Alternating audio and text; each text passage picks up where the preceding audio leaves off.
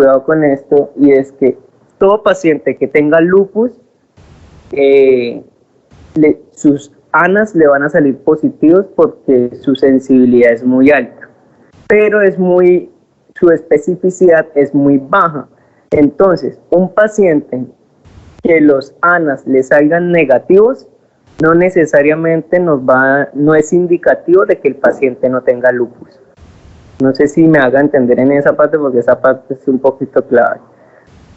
¿Por qué? Porque estos anticuerpos están presentes en muchas enfermedades y que ahorita más adelante les voy a profundizar un poquito. Si yo quiero saber si un paciente verdaderamente tiene lupus, la prueba diagnóstica como tal es un anti-dsDNA. Esa va a ser. Y si el paciente, por ejemplo, tiene un lupus, pero ya este lupus es inducido por medicamentos, porque también hay un lupus que es inducido por medicamentos, se le hacen pruebas de antihistona. Cambia la Atahualpa.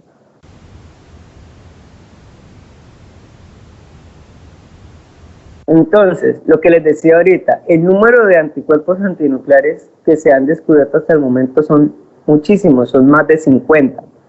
Pero entonces, por sus positividades y especiales implicaciones, en las enfermedades que más se han encontrado son en las autoinmunes sistémicas, ¿sí? Como lo son el lupus eritematoso, que ya la había mencionado, y la esclerodermia. Hay que resaltar que estas pruebas, estos anticuerpos, se deben relacionar con la clínica del paciente. Paciente que no tenga sintomatología que le haga sospechar a uno como médico de que puede estar cursando con una enfermedad autoinmune como el lupus o la esclerodermia, no se debe solicitar esta prueba, porque puede que en algunos pacientes salga positiva o cercano a positiva, que ahorita lo voy a explicar, pero el paciente está sano. Entonces, hay que ser muy conscientes a la hora de esto. Un paciente sano puede presentar los anticuerpos estando sano. Entonces, si no tiene clínica, si no hay sospecha, no se le va a solicitar esa prueba. Pase la Atahualpa. Entonces, lo que les decía, vea, hay condiciones asociadas a los resultados positivos.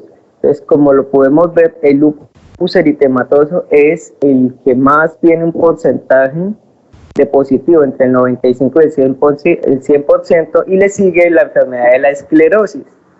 Ahí van disminuyendo de la frecuencia del resultado positivo. Y abajo encontramos un 100% en enfermedades, por ejemplo, el lupus inducido por medicamentos, que era lo que les decía ahorita. Y en condiciones donde el resultado no es de utilidad para el diagnóstico, pues son la artritis reumatoide, la esclerosis múltiple, la púrpura trombocitopenia. En estas enfermedades, los anticuerpos pueden estar presentes, pero puede salir que la prueba salga positiva y se puede confundir con lupus, ¿sí? Entonces, por eso es que no es tan específico, porque me puede salir positivo, pero es positivo para muchas enfermedades. Cambia la Atahualpa. Entonces, esto era lo que les decía. A la hora de los resultados, entonces, se va a considerar significativo los títulos, las titulaciones que tengamos a la hora de hacer este examen. 1 en 80, es decir, ¿qué quiere decir esto de 1 en 80? Quiere decir que la prueba se diluyó 80 veces, ¿sí? Entonces, si la prueba está entre 1,80 o mayor, bueno, aunque algunas pruebas que son más específicas, también con un resultado menor, por ejemplo 1,60, 1,70, nos puede estar ya indicando de que algo anda como regular con ese paciente. ¿Sí? Pero pruebas de 1 en 80 o más, ya la cosa como que se empieza a complicar con ese paciente. Y hay que tener en cuenta lo que les decía ahorita, la prevalencia de positivos en personas sanas depende del sexo y la edad. En las mujeres, generalmente entre 60 y 65 años, que han estado expuestas a lo largo de su vida a muchos antígenos. Algunos de estos se pueden comportar como que atacando, por decirlo así, a lo propio, y la persona puede estar sana y puede arrojar un resultado entre 1,60, 1,70, y se puede confundir con que tenga una enfermedad, pero la persona en sí está sana. En el 20% de las personas sanas, entonces lo que les decía, alcanza 1,40, y en un 5% puede estar entre 1 en 160 o más. Las cifras por encima de 1 en 160 o 1 en 320 apuntan ya entonces a lo que es una enfermedad del tejido conjuntivo. Siguiente. Y la siguiente prueba entonces son los anticuerpos anticitoplasma de neutrófilos, que ya son los ANCAs. Estos son anticuerpos generalmente de clase IgG y reaccionan a los antígenos localizados en los gránulos primarios de los leucocitos polimorfonucleares. Entonces, esto se tiende a confundir bueno, no se tiende a confundir, como que van a ser considerados directamente patológicos cuando en lugar de ser IgG pasan a ser IgM. Mentiras. Ellos tienen una baja afinidad de clase IgM y son un hecho fisiológico de respuesta inmune. Solo cuando su concentración de afinidad cambia de subtipo pueden considerarse directamente patológicos. Generalmente son de clase IgG. Los anticuerpos, ¿no? Cambio la Atahualpa. Entonces, esta enfermedad va a estar relacionada en enfermedades que ataquen, por decirlo así, los pequeños vasos, las vénulas, las arteriolas, y pues histológicamente se caracterizan por una inflamación granulomatosa que pueden afectar riñón, pueden afectar el tracto respiratorio, y entonces la vamos a encontrar en patologías como la granulomatosis de, no sé cómo se dice eso, Wegener tal vez, creo, la poliangeitis microscópica, la granulonefritis primaria. Entonces, por ejemplo, en la patología que más se presenta, que es la granulomatosis, cambia la Atahualpa. Vamos a encontrar que entre el 50 y el 80% de los pacientes que presentan glomerulonefritis, entonces van a presentar síntomas como hematuria microscópica, proteinuria y cilindros granulomatosos.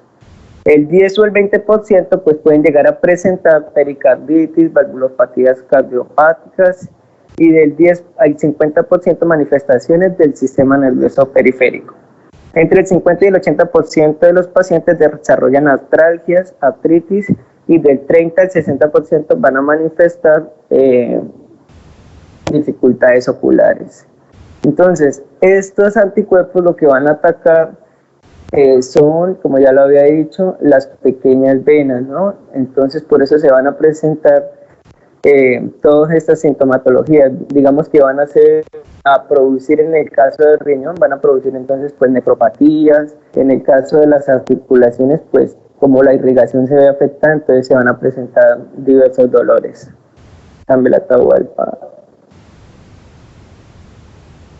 ¿Cuándo vamos a solicitar este tipo de pruebas? Esta prueba la vamos a solicitar en todo paciente que tengamos al igual una clínica o tengamos sospechas de vasculitis sistémicas, o cuando ya han sido diagnosticados, entonces en el seguimiento de pacientes diagnosticados y en el que sospechemos, digamos así, que los títulos pueden ir avanzando o en aumento.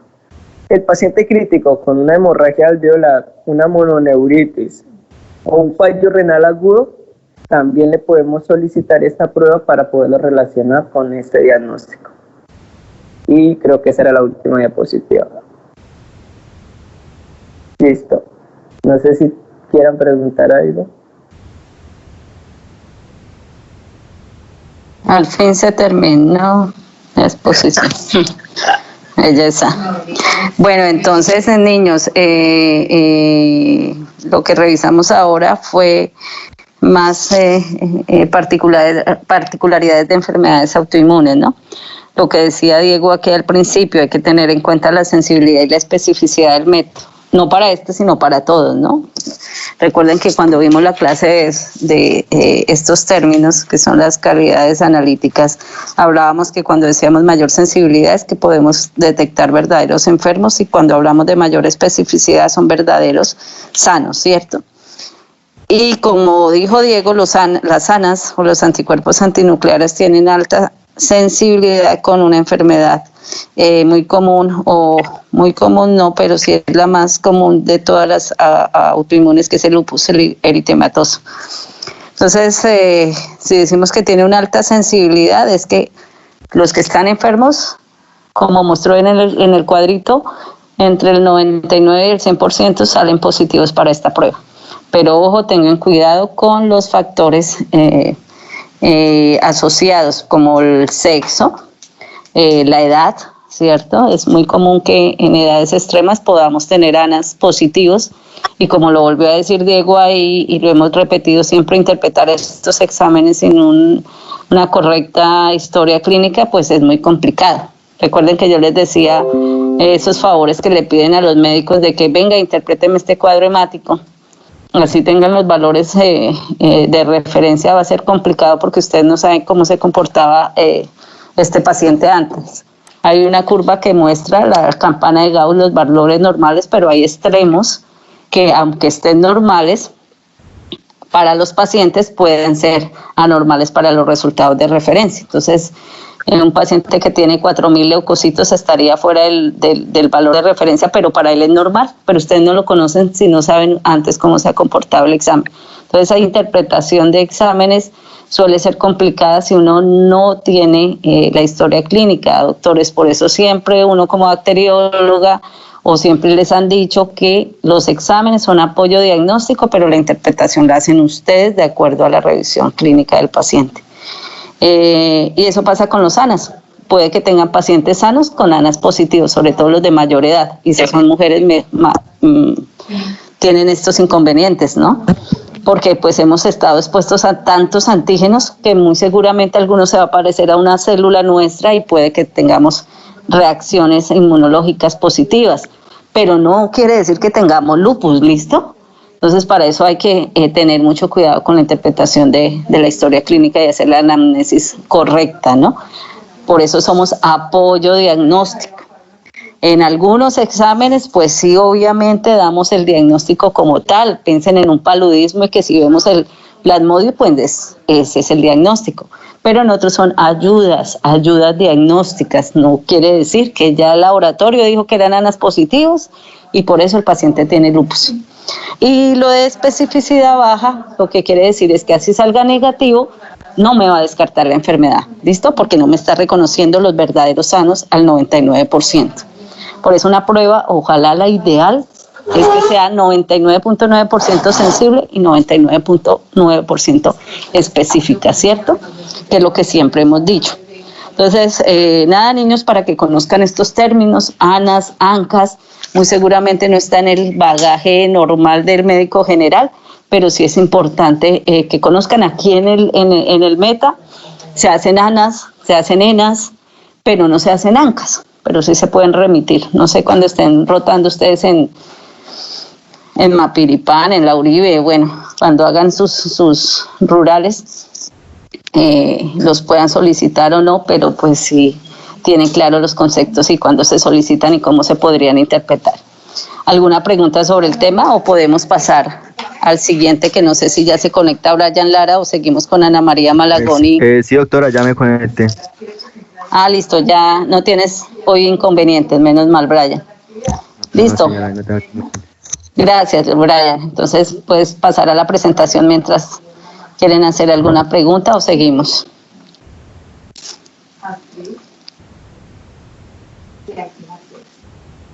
Doctora, sigamos. Gracias, niños, dale. Doctora, ¿ahí ve la pantalla? Sí. No, ahora ya no se ve Sí, nada. señor. Acabo de Ahora salir. sí ya. Sí, ya se ve. Bueno, gracias. Bueno, entonces vamos a empezar. El tema que me correspondió fue FSH, LH y estrógenos. Bueno, entonces vamos acá. Ay, un momento.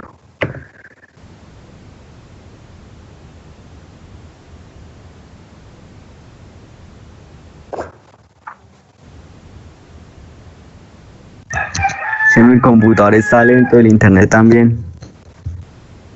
¿Ya se ve la pantalla? No. Tranquilo, que eso nos ha pasado a todos. He tenido tantas inconvenientes últimamente y ahora con estos climas que se va la luz, ha sido complicado. Ahí está tratando de cargar, Brian. Listo. Bueno, sí, señor.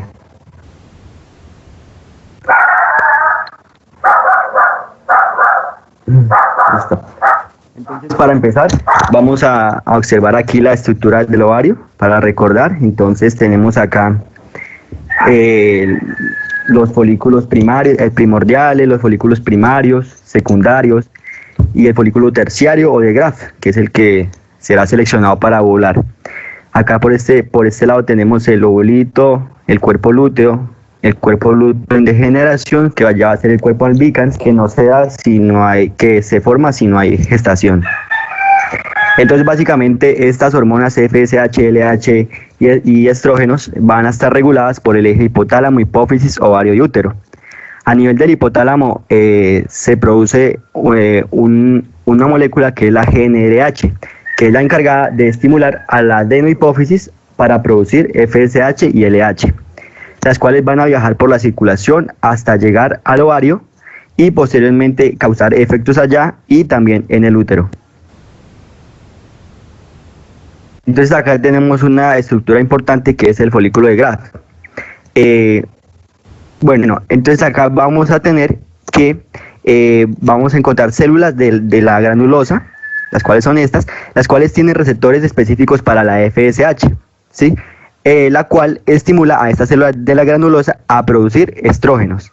Y también tenemos las células de la teca, que son las más que se encuentran más a la periferia, las cuales tienen receptores para la LH, las cuales la LH las estimula para que produzcan andrógenos, los cuales posteriormente mediante la enzima aromatasa se van a convertir en estrógenos. Bueno, entonces acá tenemos algunas de las funciones de los estrógenos, que posteriormente pues tenemos el estradiol, que va a participar en los caracteres sexuales femeninos, en el crecimiento de las mamas, la vagina, el útero, las trompas de falopio, en los cambios sutiles de la voz, la piel, en la distribución de la grasa hacia las caderas, hacia los muslos, y también participa en el crecimiento óseo y cardiovascular. Ya por parte de la progesterona, que también participa en compañía con la FSH, LH y los estrógenos, cumple también funciones importantes en el desarrollo de las mamas en el caso de que haya gestación. En el útero, la progesterona actúa en el caso de que haya gestación mediante inhibiendo la excitabilidad de las fibras endometriales, con lo cual busca que no haya contracción en el caso de que se dé la fecundación. También aumenta la temperatura corporal y también tiene función en los centros respiratorios debido a que ahí se aumenta la demanda de oxígeno por parte de la placenta y del feto. Listo, entonces aquí tenemos en este cuadro los valores del ciclo menstrual, que posiblemente van del día 1 hasta el día 25, o del día 1 hasta el día 28, o el día 1 hasta el día 35, siendo la media el día 28. Entonces, vamos a tener varias fases. La primera será la fase menstrual, que es pues en donde se da el desprendimiento de las paredes endometriales, y que tarda, ¿sí se está escuchando? Y que tarda entre 5 días, y que tarda, gracias, y que tarda alrededor de 5 días. ¿Sí? En la fase folicular, esta sí ya es más variante. Entonces acá tenemos que se encuentra alrededor de los 6 a 16 días. Y acá tenemos la otra fase, que es la fase lútea, la cual sí es más estandarizada y dura alrededor de 14 días. Y aquí en este intermedio pues tenemos en el día 14 la ovulación. Y acá luego de la fase lútea vamos a tener otra o nuevamente el ciclo, el final del ciclo, que va a ser la menstruación, el final y el comienzo del ciclo. Bueno, entonces acá tenemos esta gráfica para hablar un poquito sobre la fisiología de estas hormonas. Entonces a este nivel tenemos pues los días de donde empieza el día 1 hasta el día 28, dependiendo, como ya lo expliqué anteriormente, que unos duran del día 1 hasta el día 25, otros del día 1 hasta el día 35, y la media va a ser hasta el día 28. Entonces acá tenemos una fase folicular, tenemos en el día 14 la ovulación, y del 14 al 28 la fase lútea. Bueno, entonces acá a este otro nivel tenemos el ciclo uterino, que se dará en 3 fases. La menstruación, pues como ya lo hablé antes, que alrededor de 5 días es donde se da el desprendimiento de las paredes endometriales. Posteriormente la fase proliferativa, que es donde se comienza otra vez a formar estas capas para que se dé la implantación, y la fase secretora, donde ya se terminan de formar y donde ya pues se implantar. Bueno, entonces acá tenemos ya ahora sí las hormonas. Entonces, ¿cómo va a actuar esto? Entonces, todo va a comenzar, como dije anteriormente, a partir del hipotálamo. Allá se va a producir la GnRH, la cual estimulará a la adenohipófisis a producir FSH. Esta FSH irá hasta los ovarios a que se dé a causar la maduración folicular, la cual empezará desde los folículos primordiales, folículos primarios, secundarios, y en los secundarios ya se escogerá uno, el cual es el más apto para ovular, y los otros entrarán en atresia. Entonces todo esto es regulado por estas hormonas. Entonces la FSH va a elevarse, va a ir al ovario a actuar para que se dé la maduración folicular, y además de ello también va a estimular a las células de la granulosa a producir estrógenos. Entonces estos niveles de estrógenos se van a empezar a subir moderadamente. Estos niveles, esta elevación moderada de los niveles de estrógenos, lo que van a causar es una retroalimentación negativa, es decir, que van a ir hasta la hipófisis, hasta la adenohipófisis, a inhibir la producción de LH. Por lo tanto, la LH seguirá constante. Posteriormente, y esto va a permitir pues que se dé durante el día 1 hasta el día 14 la maduración folicular correcta. Entonces, posteriormente, estos niveles de estrógenos se elevarán. Entonces, al elevarse de manera un poquito más fuerte, esto generará una retroalimentación positiva por parte de la adenohipófisis, ¿sí? Donde estimulará a la adenohipófisis a producir un pico de LH y también un pico más pequeño de FSH. Ese pico de LH lo que va a causar es la ovulación. Entonces acá ovula, y posteriormente pues el óvulo se irá a las trompas de falopio, a la ampolla, al istmo, al infundíbulo, a esperar a que sea fecundado, ¿sí? Posteriormente a esto se va a formar el cuerpo lúteo. Este va a ser el cuerpo lúteo, el cuerpo lúteo, el cual mediante la hormona LH será luteinizado, es decir, que las células de la teca y las células de la granulosa van a formarse se van a estimular a hacer células secretoras de progesterona y células secretoras de estrógenos. Esto lo hacen con el fin de ¿qué? Lo hacen con el fin de que la progesterona estimule a nivel del endometrio, pues el crecimiento de estas capas y la angiogénesis y todo este ambiente favorable para que se dé una correcta implantación del cigoto. Entonces, luego de esto, esta progesterona y estos estrógenos producidos por el cuerpo lúteo, porque él será el encargado de seguir produciendo esta progesterona para que se siga dando la maduración del útero y para mantener el útero pues en buenas condiciones, va a seguir pues produciendo progesterona y va a seguir produciendo estrógenos. Y también otra hormona que se llama inhibina. Estos también cumplen otra función aparte, que es inhibir mediante retroalimentación negativa a la adenohipófisis para que la FSH y la LH estén en los niveles bajos, o sea, no se produzca. ¿Por qué? Pues porque acá no se necesita que haya maduración folicular.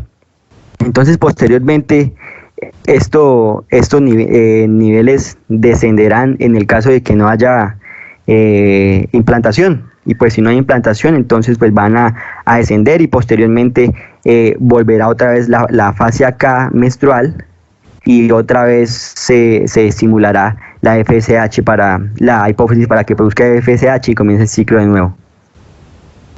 Entonces acá tenemos las pruebas que evalúan el eje hipotálamo, hipófisis, ovario.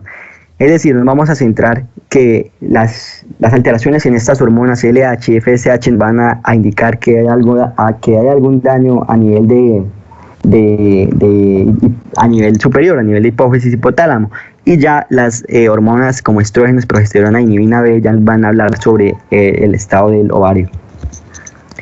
Entonces acá tenemos que los estrógenos son las principales hormonas femeninas que se forman en las glándulas suprarrenales y en los ovarios de la mujer. Entonces básicamente estos van a ser sintetizados a partir del colesterol, posteriormente hacia andrógenos y posteriormente hacia estrógenos por actividad de la enzima aromatasa. Entonces acá tenemos otra vez algunas de las funciones de estos estrógenos en la mujer: el metabolismo de las grasas, fortalecimiento de los huesos, comportamiento emocional, desarrollo de los pechos, la maduración de los órganos reproductores. Bueno, entonces acá tenemos los tres tipos de estrógenos que hay. Entonces tenemos que el estradiol, la estrona y el estriol. Entonces en el estradiol tenemos que se sintetiza a partir de la testosterona y es el estrógeno que se encuentra en mayor cantidad en el cuerpo durante la vida reproductiva de una mujer. Posteriormente tenemos la estrona, esa se sintetiza a partir de la progesterona y esta estará en menor cantidad en el organismo. Y acá tenemos el estriol, que este se obtiene a partir de la androsterona por acción de la enzima aromatasa y esta tiene especial relevancia durante el embarazo.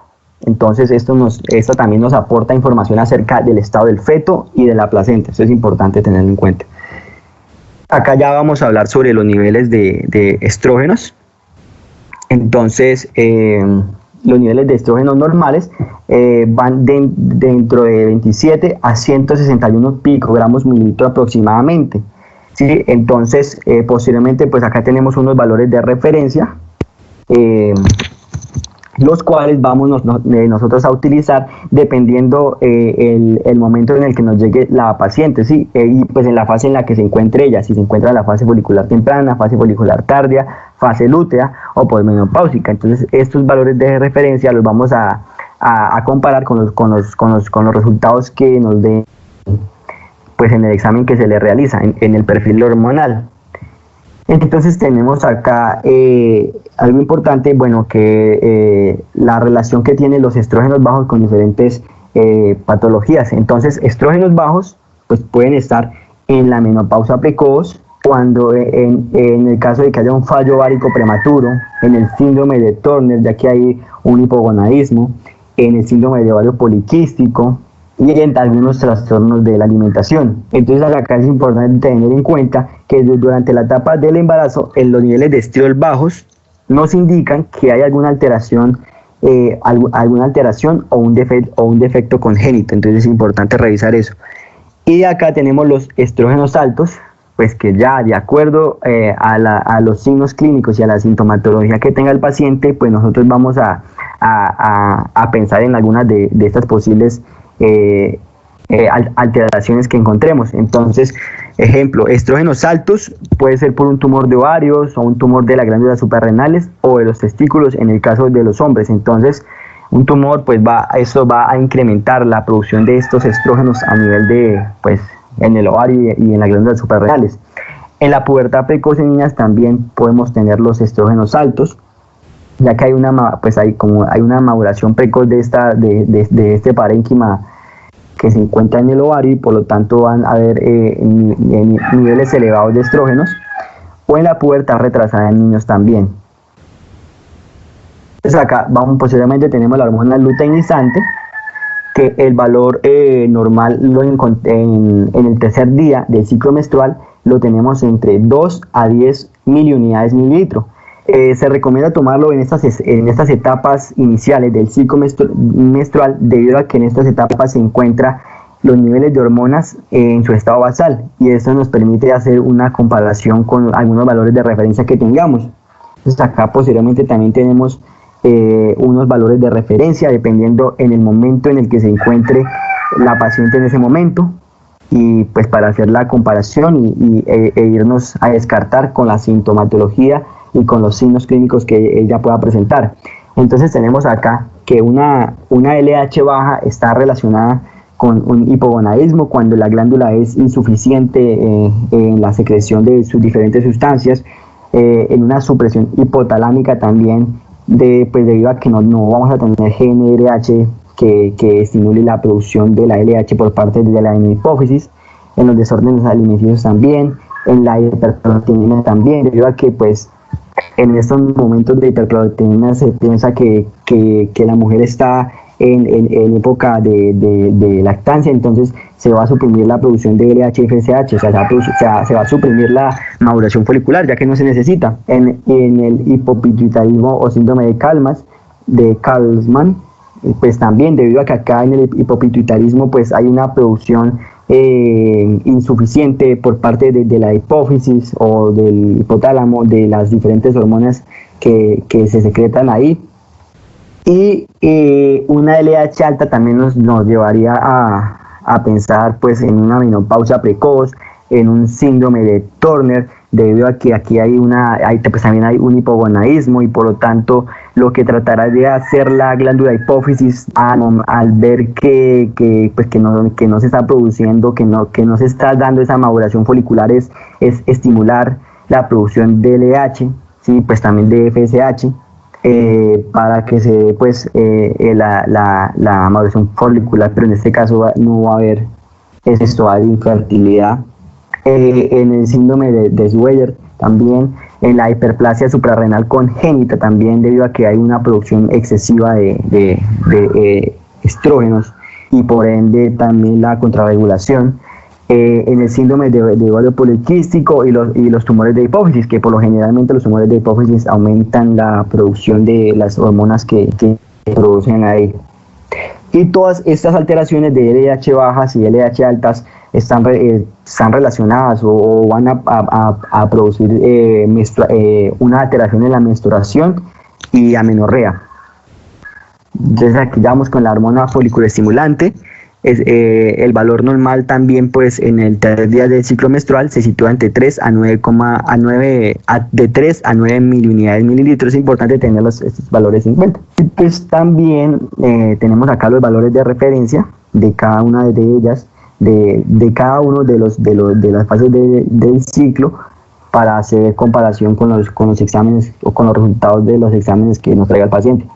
Entonces acá también tenemos que la FSH baja se va a relacionar también pues o vamos a verlo en una pérdida de peso, en la anorexia, en el hipogonadismo también, o en el embarazo. Pues en el hipogonadismo pues como hay una por decirlo así, no hay esa capacidad de las gónadas de cumplir su función correcta. Y pues en el embarazo, pues ahí va a estar la FSH baja, ya que no se necesita que haya maduración folicular, porque ya la mujer ya está en el embarazo.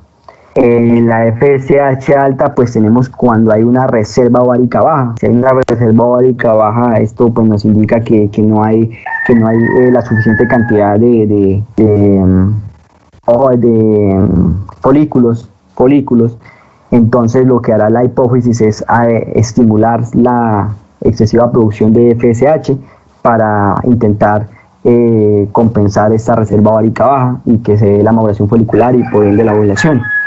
Acá tenemos pues en la menopausia también el tejido, ya ese parénquima ovárico ya va a perder pues su capacidad de glándula, por decirlo así, de producir hormonas, y pues la hipófisis como mecanismo, como contrarregulación, va a estimular la producción de FSH, va a producir FSH en niveles más elevados. En los anticonceptivos Ahí también pues hay una alteración de este ciclo de hormonas, de estas regulaciones de hormonas. Y en el síndrome de Turner o un tumor de hipófisis también vamos a tener una FSH alta y bueno. Y estos exámenes, este examen de hormona foliculoestimulante, debemos no solamente es ese examen para poder descartar algún tipo de patología, sino debemos relacionarlos o enviarlos con otros exámenes de otras hormonas, ¿sí? Para con eso sí tener un diagnóstico más acertado, y pues también con la sintomatología y con los signos clínicos que llegue la paciente y su motivo de consulta. Acá ya para terminar vamos a hablar un poquito del ciclo del hombre. Entonces pues básicamente es igual, está regulado por el hipotálamo con la producción de GnRH y posteriormente hacia la hipófisis, hacia las células gonadótropas, donde se va a producir estas hormonas gonadotropinas FSH y LH. La LH posteriormente va a viajar por la circulación hasta los túbulos seminíferos a estimular a las células de Leydig a producir testosterona. Y acá la FSH va a ir hasta las células de Sertoli, que también se encuentran allá, y con ayuda de la testosterona estimular la espermatogénesis, la maduración de estos espermatozoides. Bueno, vamos a seguir. Entonces acá tenemos ya el valor de referencia en los hombres. El valor de referencia de la FSH en los hombres se sitúa entre 1 a 12 miliunidades mililitro, ¿sí? Y pues posteriormente está relacionado una FSH alta con tumores de hipófisis, como lo había dicho anteriormente. Casi la mayoría de las veces está relacionado los tumores de hipófisis con la producción excesiva de las hormonas que ella produce, y en el síndrome de Klinefelter también, porque pues hay hipogonadismo. Entonces la regulación de la hipófisis sería hacer que haya una FSH alta, o la edad avanzada en la andropausia, donde ya el parénquima testicular ya es incapaz de producir, de darse esta espermatogénesis. Entonces la hipófisis estimulará la producción de FSH. Y acá ya la FSH baja pues está relacionada con el hipogonadismo, con el hipogonadotrófico. Es decir, el hipogonadotrófico es cuando hay un déficit por parte también del hipotálamo en la producción de GnRH. Entonces se va a comprometer toda la regulación hormonal. En la hiperprolactinemia también. Bueno, y ya tenemos acá ya la última, que ya es la LH. El valor normal en hombres en la edad adulta se sitúa entre 1 a 9 miliunidades mililitro, y vamos aquí a tener que los valores de LH bajas está relacionado con hipogonadismo, con una supresión hipotalámica, un desorden alimenticio, un hipopituitarismo, que es donde se cesa toda la producción de hormonas por parte del hipotálamo, de la hipófisis, un síndrome de Kallmann, y una LH alta. Pues un ejemplo acá es la castración. Pues en la castración no habrá testículos, y por lo tanto la hipófisis lo que hará es producir cantidades elevadas de LH con el fin de que se dé la espermatogénesis, pero pues no se va a dar porque no hay testículos. En la insuficiencia testicular igualmente estará elevada, en el síndrome de Klinefelter también estará elevada. En la anorquia, que es cuando se nace, cuando el bebecito nace, cuando el hombrecito nace sin testículos, pues obviamente también va a haber una LH alta, y bueno, los tumores de hipófisis también, como ya lo había dicho. Y ya la última diapositiva. Entonces tenemos acá algo importante, que pues como yo lo decía antes, que estos exámenes de FSH, LH y estrógeno se tienen que tomar con otras hormonas, con otras hormonas, para dar un diagnóstico más certero, más adecuado, ¿sí? Entonces acá tenemos que en un examen de testosterona, FSH y LH altas, pues vamos a tener varios compromisos. Entonces, si la testosterona está baja y esta se acompaña de una FSH alta y LH altas, esto me va a indicar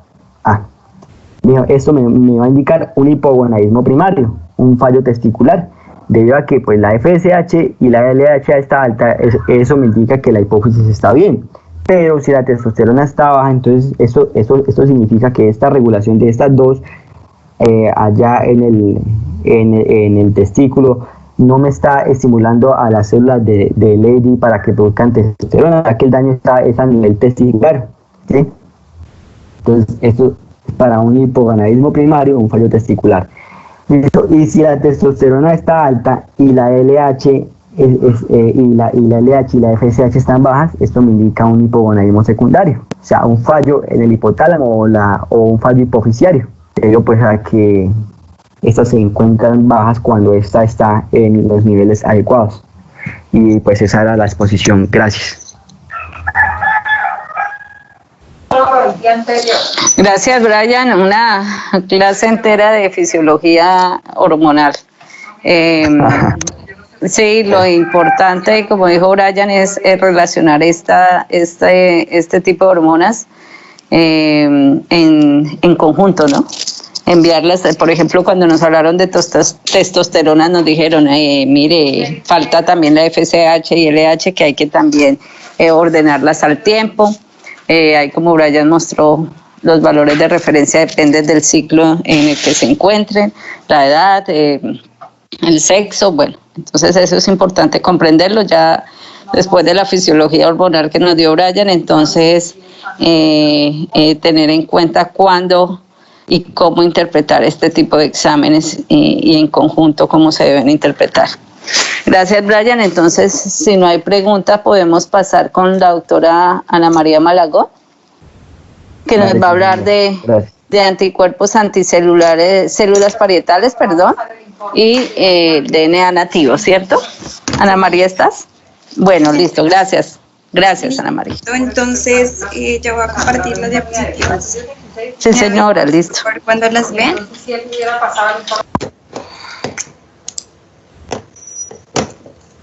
¿Ya les están viendo? No, todavía. Sí, señora. No veo. Acabo de empezarlas a ver. Ok. Déjenme un segundo porque como que se traba este computador.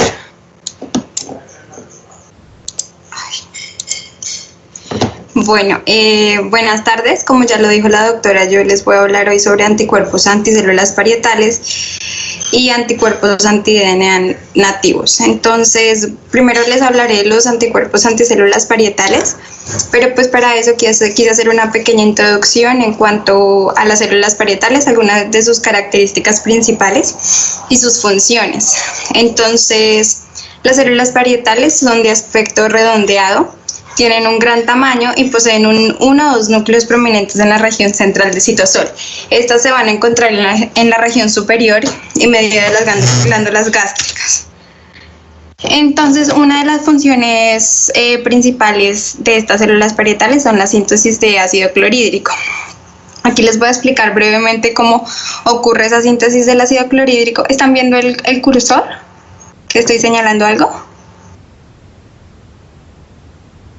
Sí, sí se ve. Sí, okay. Entonces aquí encontramos una célula parietal con sus partes. Aquí encontramos la membrana apical. También tienen en cuenta con una membrana basal lateral. Estas son células de la mucosa gástrica. Aquí encontramos estas evaginaciones que pueden observar aquí. Son los canalículos. Aquí encontramos la luz canalicular. Por este lado vamos a encontrar el líquido intersticial y el vaso sanguíneo. Entonces aquí está como un poco más grande lo que va a suceder y entonces primero pues la síntesis del ácido clorhídrico se va a dar en la luz canalicular. ¿Qué va a pasar? Dentro de la célula parietal vamos a encontrar moléculas de agua. Estas moléculas de agua se van a disociar en hidrógeno e hidróxido. Este hidróxido se va a unir con el anhidrido carbónico para así formar bicarbonato. Adicionalmente, el agua también va a unirse al anhidrido carbónico por medio de la enzima anhidrasa carbónica para formar ácido carbónico. Ya una vez formado este ácido carbónico, se va a disociar en hidrógeno y bicarbonato. Entonces, estos hidrógenos libres que pueden ver aquí necesitan salir de la célula parietal hacia la luz canalicular. Esto lo van a hacer por medio de la bomba de protones. Esta bomba de protones va a funcionar con potasio. Entonces, ¿qué va a pasar? Va a haber un intercambio entre hidrógeno y potasio. Entonces va a expulsarse hidrógeno hacia la luz canalicular y va a ingresar potasio hacia la célula parietal. Una vez ya que el potasio cumple su función, este necesita salir nuevamente hacia la luz canalicular y eso lo va a hacer por medio de unos canales de potasio.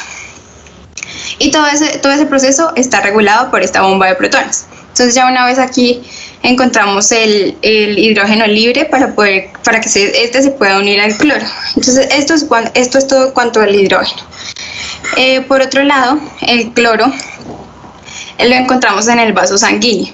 Igualmente va a haber un intercambio entre cloro y bicarbonato y eso va a ser por medio de un antiportador. Entonces, ¿qué va a pasar? Se va a intercambiar una molécula de cloro por una de bicarbonato. Entonces, entra el cloro a la célula parietal, sale el bicarbonato hacia la sangre por medio del antiportador. Una vez ya el cloro en la célula parietal, este tiene que salir hacia la luz canalicular para así poderse unir al hidrógeno y formar el ácido clorhídrico. La salida del cloro hacia la luz canalicular se va a hacer por medio de unos canales de cloro. Y ya una vez aquí afuera se unen y se forma el ácido clorhídrico. Todo este proceso de la síntesis del cloro está estimulado por 3 receptores. Los receptores de acetilcolina, los receptores de gastrina y los receptores de histamina. Entonces, en cuanto a sus funciones, como ya lo mencioné anteriormente, pues se encarga de secretar el ácido clorhídrico concentrado, también va a secretar el bicarbonato hacia el torrente sanguíneo y el factor intrínseco. Recordemos que el factor intrínseco es sumamente importante para la síntesis de vitamina B12. Ya después de tener sintetizado el ácido clorhídrico, este ácido clorhídrico lo que va a hacer es activar el pepsinógeno y además va a ayudar en la hidrólisis proteica generando un microambiente bacteriostático que va a prevenir el crecimiento de bacterias potencialmente patogénicas que pueden ingresar con los alimentos. Entonces, los anticuerpos anticélulas parietales son de gran ayuda para el diagnóstico de gastritis autoinmune. La gastritis autoinmune es una patología que puede ser hereditaria y es comúnmente secundaria a etiologías infecciosas autoinmunes y también puede ser el resultado de la administración de fármacos o reacciones de hipersensibilidad a otros antígenos. Esto se va a caracterizar por presentar anticuerpos anticélulas parietales, también factor intrínseco, se va a evidenciar una menor concentración de pepsinógeno, también va a evidenciarse una hiperplasia endocranial atrial, va a haber un déficit de vitamina B12 y como consecuencia de esto va a haber una alteración, se va a presentar una alteración como la anemia perniciosa, debido a que pues ya sabemos que una de sus causas más comunes es la mala absorción de la vitamina B12 y esto va a ser consecuencia de que pues estas células no van a poder sintetizar adecuadamente este factor intrínseco.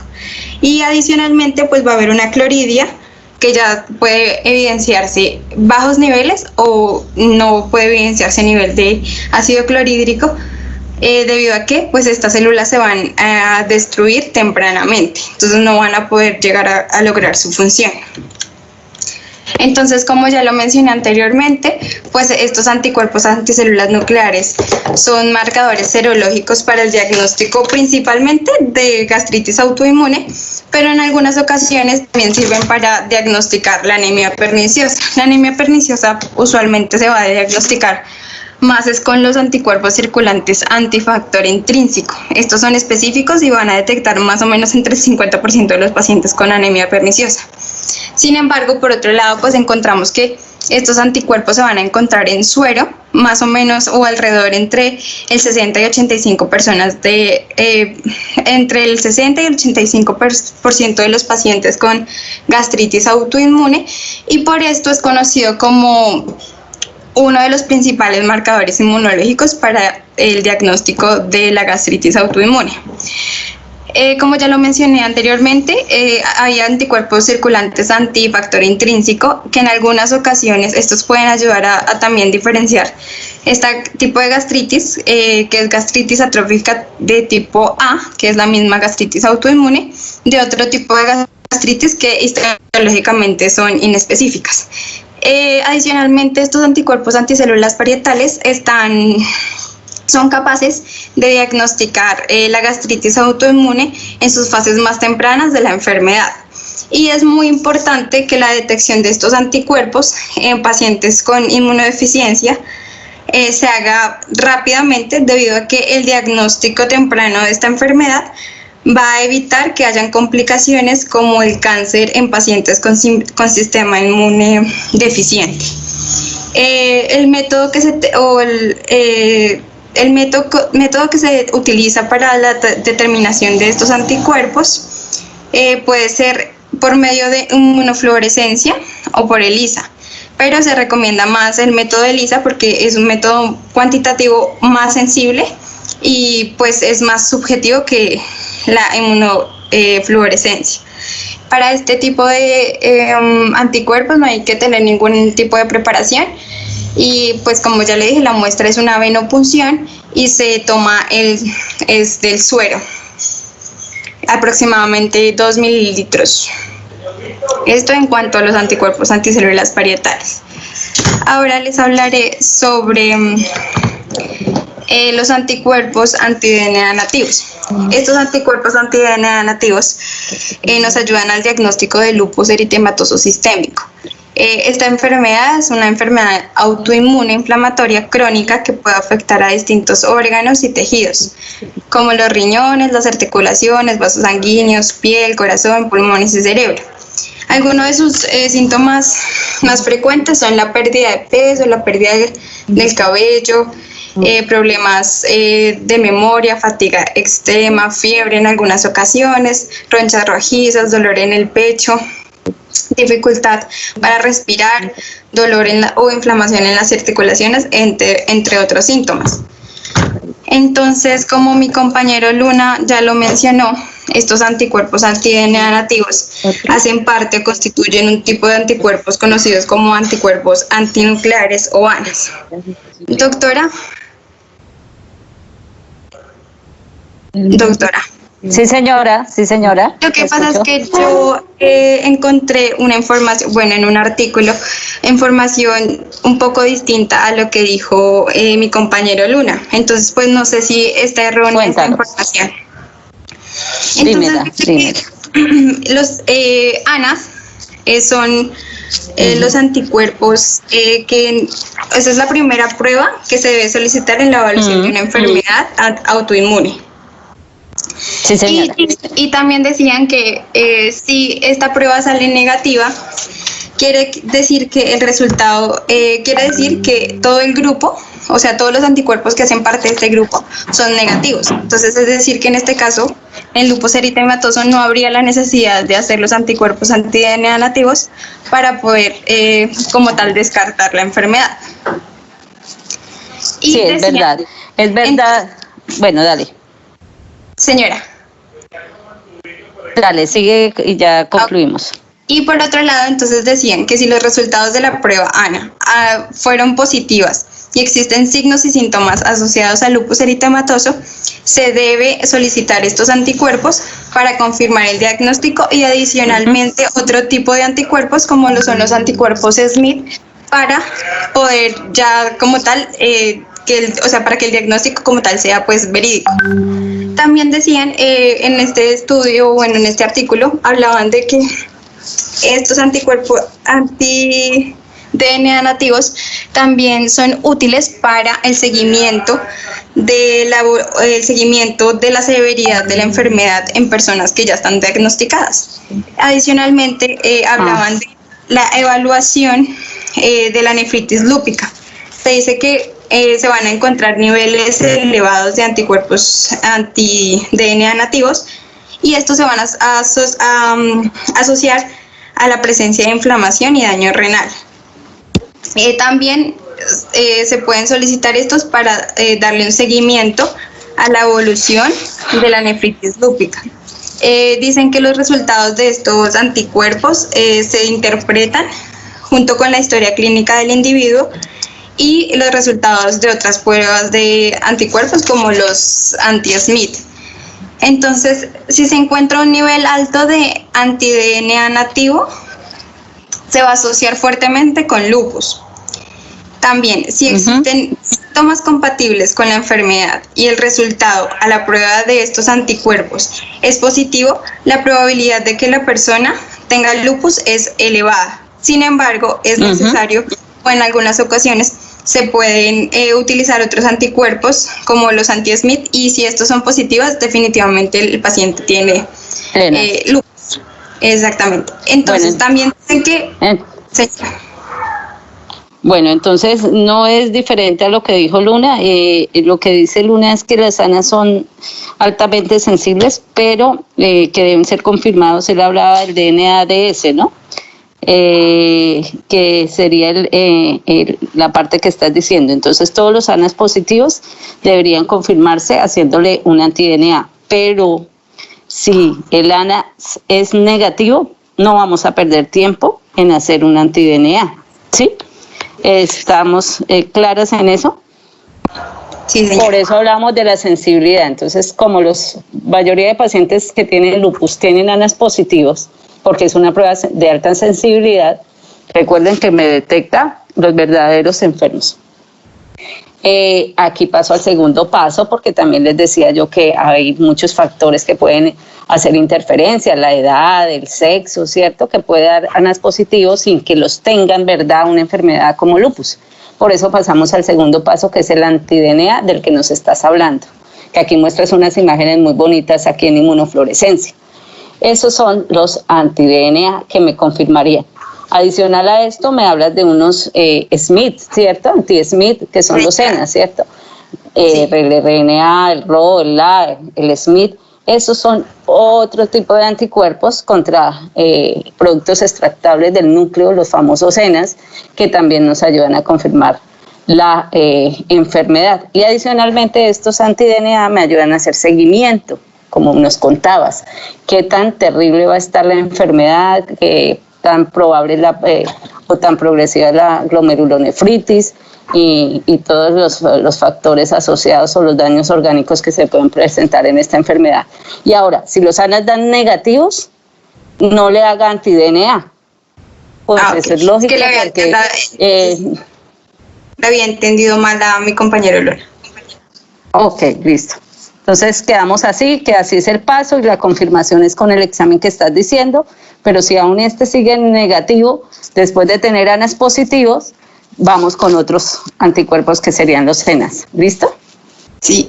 Entonces, también hablaban que si los niveles de anti-DNA nativo son bajos o el resultado es negativo, no puede excluirse el diagnóstico de lupus eritematoso debido a que tan solo del 50 al 70% de las personas con lupus eritematoso presentan anticuerpos anti-DNA positivos. Es decir, que hay un porcentaje de personas que así tengan la enfermedad, pues no van a presentar estos anticuerpos. Entonces, como lo dijo la doctora, puede repetirse la prueba o simplemente pueden hacerse otros tipos de anticuerpos como los ENA.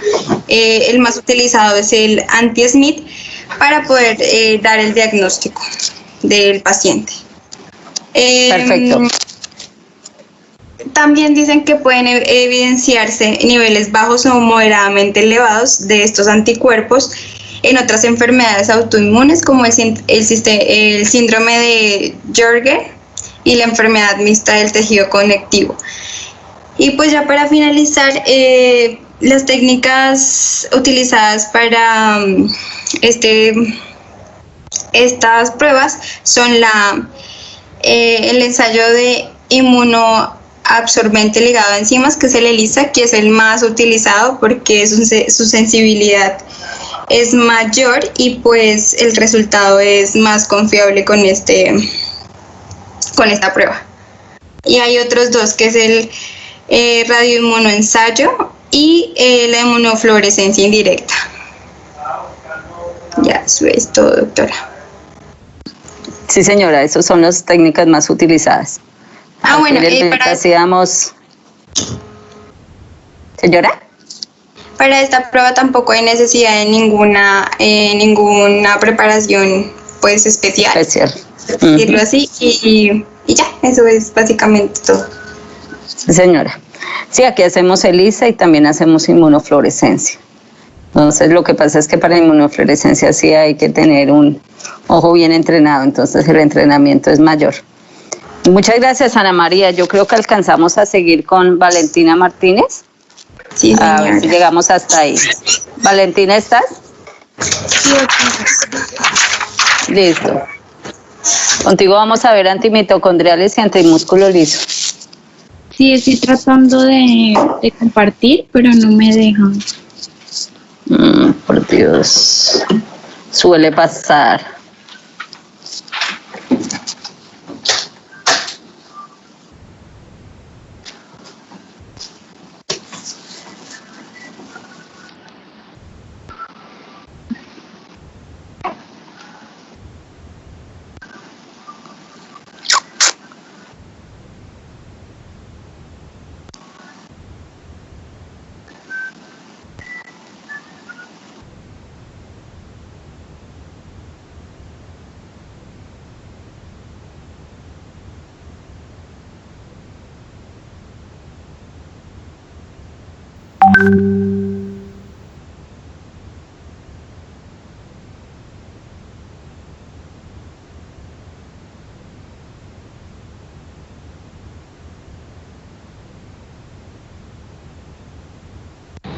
Creo que es porque no eres moderadora. Creo que es eso.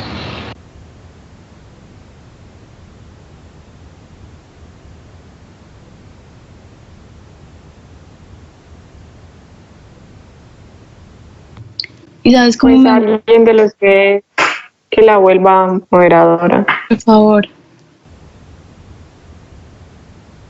Creo que Daisy sabe cómo. Ya, alguien Ya, se volvió ya, moderadora.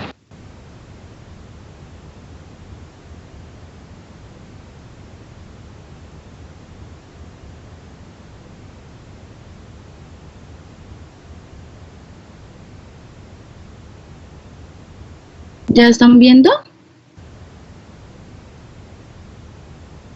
Sí, señora. Bueno, entonces, anticuerpos antimitocondriales y anticuerpos antimúsculo liso. Vamos a empezar por los anticuerpos antimitocondriales. Entonces, estos se describieron por Walker y Doniach en 1965. Son un grupo de autoanticuerpos dirigidos contra las proteínas de la membrana interna y externa de la mitocondria. Sabemos que la mitocondria pues, es una parte importante de la célula, son fuente de energía y ayudan al funcionamiento. Se han identificado hasta 9 subtipos. M1, que va dirigido contra las cardiolipinas que se encuentran en la sífilis secundaria. M3, que se observa en pacientes con pseudolupus inducido por fenopirazona. M5, dirigidos contra fosfolípidos, que se observan en algunas colagenopatías y en algunos pacientes con lupus. M6, que se observa en hepatitis producida por hiproniacida. M7, detectados exclusivamente en pacientes con miocarditis aguda o cardiomiopatías. Entonces, hay 4 de estos subtipos que se han encontrado específicos para la CBP, que es la cirrosis biliar primaria. Está M2, que está dirigido frente a diferentes antígenos de la membrana interna de las mitocondrias. M2 dice que se detecta en el 95% de los pacientes y representa una notable ayuda para el diagnóstico de esta enfermedad. M4 reacciona frente a la sulfitoxidasa, que es una enzima localizada en la intermembrana mitocondrial. M8, que está dirigido para membrana externa, y se asocia con M4 y M2 y son indicativos de formas progresivas de la cirrosis biliar primaria. Y M9, que es particularmente, si es IgM, ocurre en las formas precoces y benignas de la cirrosis biliar primaria. Entonces, la cirrosis biliar primaria es una enfermedad crónica del hígado de etiología desconocida, se caracteriza por una inflamación y por la destrucción progresiva de los conductillos biliares. Entonces, la enfermedad afecta predominantemente a las mujeres entre un rango de 40 y 60 años. Entonces, desde el punto de vista histológico, se han descrito 4 estadios, que son todos progresivos, desde un estadio inicial, que es una lesión ductular, hasta el estadio de cirrosis plenamente establecida. Entonces, la lesión histológica fundamental consiste en una destrucción del endotelio biliar y una inflamación por las células mononucleadas con una formación de un granuloma epiteloide no caseificante. Entonces, además del cuadro clínico, bioquímico e histológico de colestasis, la CBP se asocia con anomalías de la inmunidad, tanto celular como humoral, con alteraciones del funcionamiento de los linfocitos, con aumento de las gamaglobulinas, particularmente la fracción IgM, y presencia de anticuerpos antitisulares circulantes. Entre estos se asocia característicamente con los cuerpos antimitocondriales que se presentan en casi todos los pacientes. Entonces, un paciente con CBP va a tener síntomas de cansancio, prurito, sequedad en los ojos y en la boca, y va a presentar ictericia. Entonces, estos antimitocondriales tienen una utilidad clínica que es para el diagnóstico diferencial de cirrosis biliar primaria. El método se hace por medio de inmunofluorescencia indirecta, se toma una muestra de suero y entonces el valor de referencia, lo normal es que dé negativo. Entonces, los valores menores, que son de 1 a 20, no poseen valor diferencial, pero si el resultado está entre 1 a 80, va a haber un 97% de especificidad y un 98% de sensibilidad en el examen.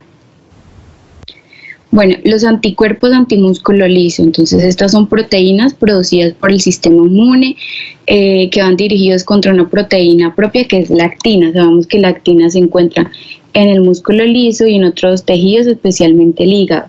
Entonces, la producción de anticuerpos antimúsculo liso está fuertemente asociada a hepatitis autoinmune, aunque también puede darse en otras enfermedades hepáticas, como por ejemplo en la cirrosis biliar primaria, pero a títulos más bajos.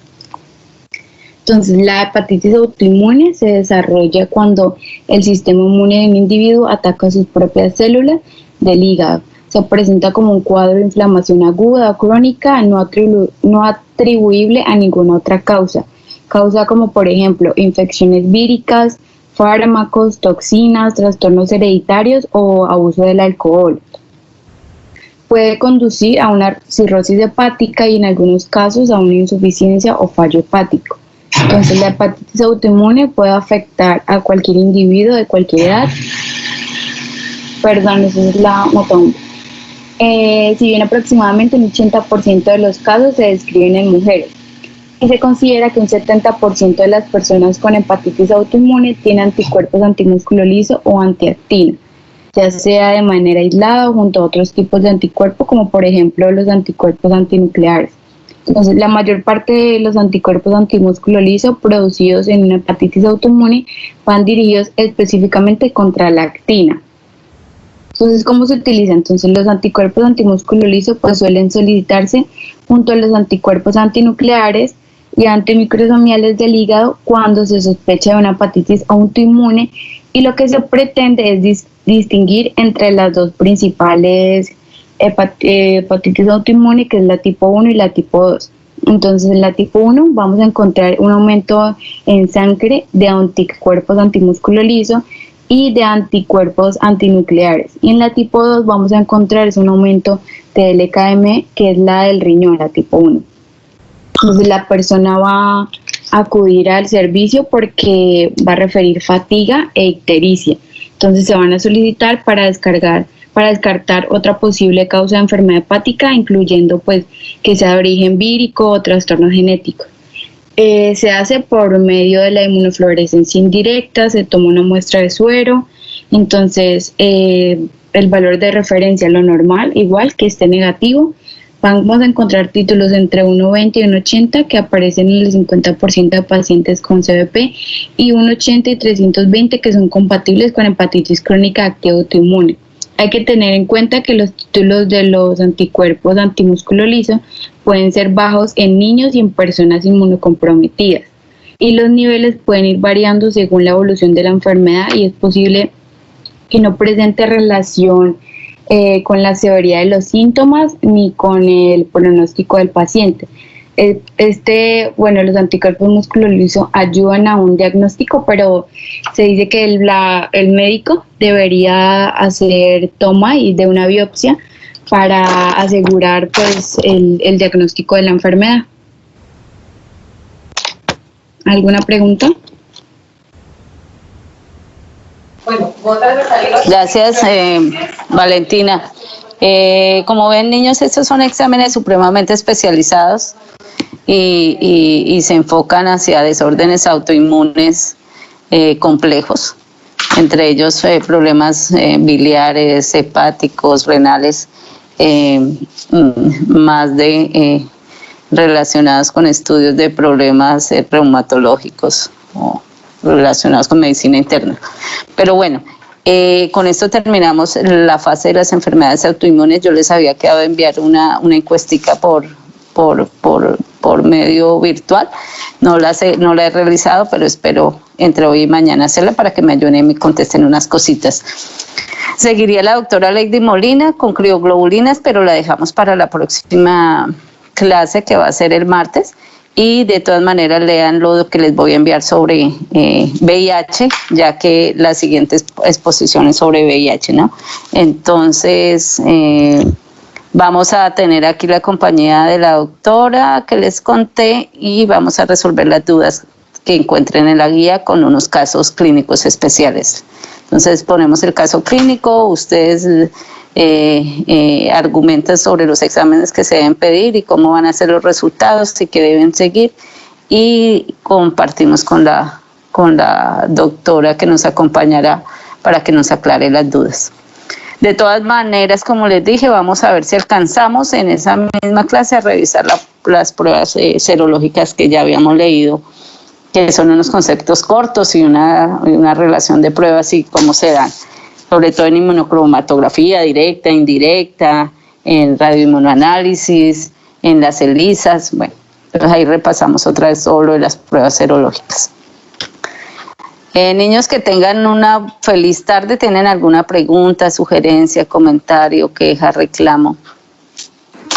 No, señora doctora, gracias por la clase de hoy. Gracias a ustedes y disculpen también lo del martes. Después vemos cómo hacemos esa actividad recuperatoria, pero sí se me cruzaron las agendas. Niños, que estén muy bien, entonces nos vemos el martes. Gracias, doctora. Nos hablamos. Hasta luego, doctora. Gracias, Chao. doctora, gracias. Doctora. Hasta luego, chao. Chao.